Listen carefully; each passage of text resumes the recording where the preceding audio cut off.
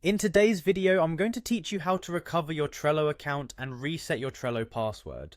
Whether you've forgotten your password or you just want to update it for security reasons, I'll guide you through the entire process. Let's get started.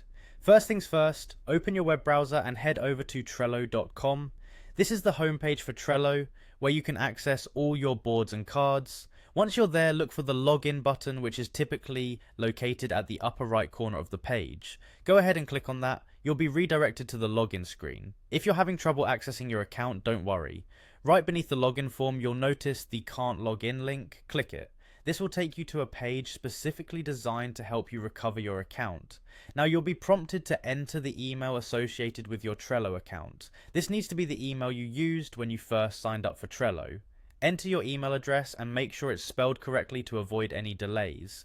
After you've entered your email, you'll see the option to send recovery link. Click on that and then head over to your email inbox. Keep in mind that it may take a few moments for the email to arrive, so be patient and keep checking your inbox. Once the email from Trello arrives, open it. You'll find a button or link labeled Set Password. Click on this link, which will redirect you to a secure page where you can create a new password for your Trello account. When creating your new password, remember it should be strong and unique. Use a combination of upper and lower case letters, numbers, and special characters to ensure it's secure. Go ahead and enter your new password. Now you should see the continue button. Click on it to confirm your new password and complete the reset process.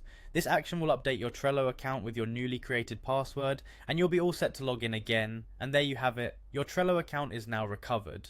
Make sure to store your new password in a secure location or use a password manager to prevent any future login issues. Keeping your password updated regularly is a good practice to maintain the security of your account. Thank you for joining me in this tutorial, and I hope it helped you successfully recover your Trello account. If you have any further questions or tips to share, feel free to leave comments below.